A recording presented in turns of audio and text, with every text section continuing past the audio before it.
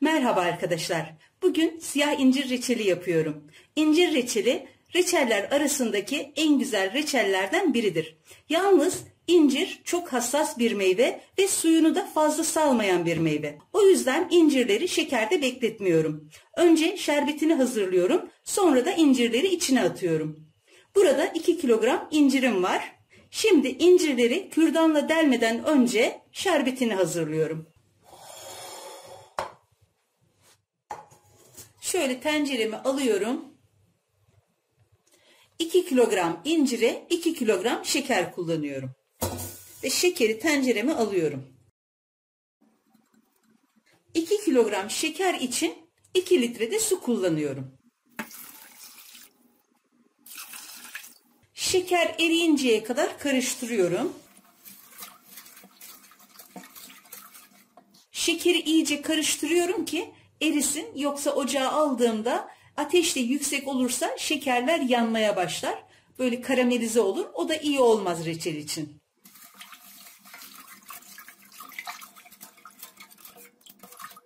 Böyle şekeri iyice karıştırdıktan sonra şimdi ocağa alıyorum. Ocağın orta gözünde harlı ateşte kaynamaya bıraktım. Şerbet kaynaya dursun. Ben de incirlerimi hazırlıyorum. İncirleri temizce yıkadım. Suyunu süzdürdüm. Şimdi kürdanla şöyle birkaç yerinden deliyorum. Bu işlemi yapıyorum ki pişerken şerbeti içine alabilsin. Aslında incir reçeli yaparken incirlerin böyle diri ve küçük olanlarını seçmek gerekir. Ama bu siyah incirlerin maalesef hemen hepsi iriydi. En küçükleri bunlardı. Biraz miktar olarak fazla aldım. İçinden diri ve böyle küçük olanları seçmeye çalıştım. Ama yine de bunlar yapı olarak çok iri incirler. Bu şekilde delerek hepsini hazırlıyorum. İncirlerin hepsini hazırladım. Şimdi ocağımın başına geçiyorum. Şerbet böyle tam iyice kaynamaya başlayınca ocağı orta kısığa getiriyorum ve bu şekilde 5-6 dakika kaynatıyorum. Fazla kaynatmamıza gerek yok. Böyle 5 veya 6 dakika kaynaması yeterlidir. Şöyle 5-6 dakika kadar kaynayan şerbetimin içine artık incirleri atacağım. Bu siyah incirler iri olduğu için kaynayan şerbetin içine hemen doğrudan atmıyorum. Ocağı tamamen kısıyorum ve incirleri yavaş yavaş içine bırakıyorum. Çünkü bu iri incirler sıcak kaynayan şerbetle buluştuğu zaman patlamalar, dağılmalar çok oluyor. Bu da sizi korkutmasın. Dokunmadığınız zaman, karıştırmadığınız zaman o patlamasıyla kalıyor. Dağılmadan o şekilde pişiyor, yine bütünlüğünü koruyor. Şimdi incirleri yavaş yavaş şerbetin içine bırakıyorum. Büyük incirlerin şerbette patlama riski çok yüksek olduğu için o yüzden küçük incirleri hep tercih ediyoruz. Şimdi ocağımı şöyle orta kısığa getiriyorum. Küçük incirlerde harlı ateşe getirip kaynatıyordum. Bu iri incirlerde ocağı orta kısığa getirdim. Yavaş yavaş kaynamasını sağlıyorum ki incirlerde o patlama riski minimuma insin. Kaynamaya başladı. Hemen bu aşamada içine şöyle çay kaşığının ucuyla bir parça tereyağı atıyorum. Bu hem köpürmesini önlüyor hem de reçelimizin daha parlak olmasını sağlıyor. Şimdi süre tutuyorum. Tam yarım saat bu şekilde orta kısıkta kaynatıyorum. Bu arada mümkünse hiç kaşık değdirmemek gerekir. Bu iri incirler kaşık değince de hemen patlayabiliyorlar, dağılabiliyorlar. O yüzden tencereyi sallayarak ya da kendi halinde pişmesini sağlayarak bu süreyi doldurmaya çalışıyoruz. İncirler kaynayalı tam yarım saat oldu. Şimdi tencerenin altını kapatıyorum. Ve incirler tamamen soğuyana kadar bu şekilde tencerede bekletiyorum. Vaktiniz yok, hemen yapmak istiyorsanız hiç olmasa birkaç saat bekletmeniz gerekir. Ama o zaman da bu tamamen soğuyana kadar beklettiğimiz incirlerdeki randımanı alamıyoruz. O yüzden eğer akşamdan yapıyorsanız sabaha kadar bekleterek sabah reçel yapımına devam edebilirsiniz. Böyle bekletince incirler şerbete doyuyor, böyle diri bütün bir görünüme kavuşuyor.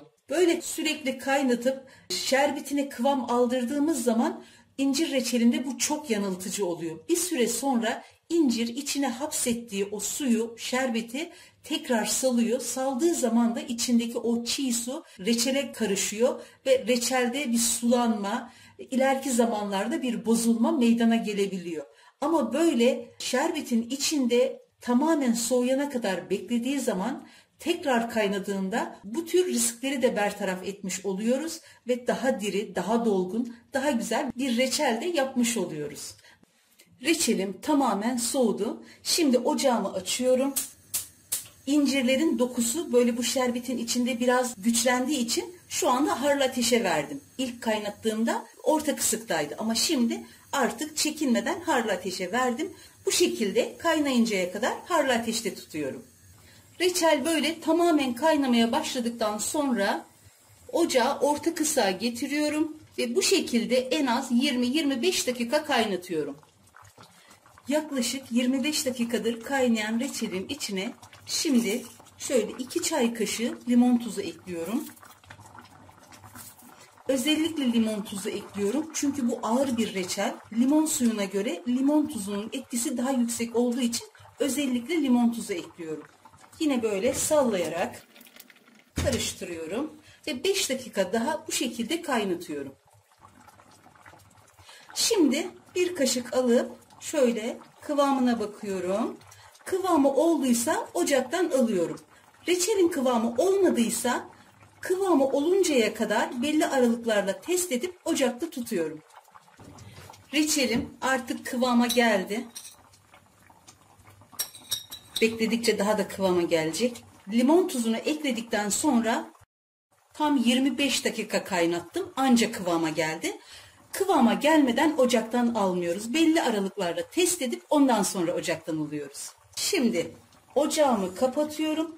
İncirleri bu şekilde tencerede hiç oynatmadan soğuyuncaya kadar bekletiyorum. Ondan sonra kavanozlara koyacağım. Reçelim yeterince soğudu. Şimdi artık birazını servis tabağına alıp gerisini de kavanozlara dolduracağım.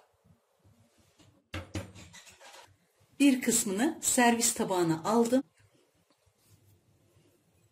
Şöyle büyük kavanozları alacağım. Çünkü incirler çok büyük. Küçük kavanozlara anca 1-2 tane sığıyor.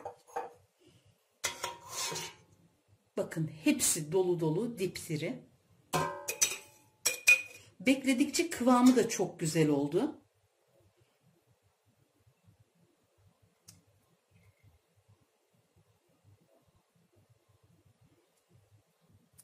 Reçelimin son hali böyle. Hepsi dolu dolu, dipdiri, şerbete doymuş incirler. Şerbete doyunca böyle bütünlüğü korunmuş oluyor.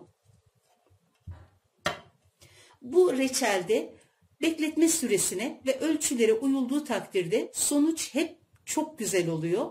Bu reçeli soğutarak vakumlamadan kavanozlara koyuyorum. Soğutarak koymamdaki amaç kavanozun içinde de yine böyle dipdiri kalsınlar diye.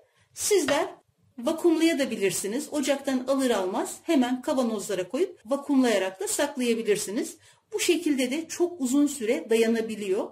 Yani bir sorun bugüne kadar yaşamadım. Sizler de bu şekilde özellikle o bekletme süresini uygulayarak gayet güzel incir reçelleri elde edebilirsiniz. Tam mevsimi, herkes yapsın, herkes denesin isterim.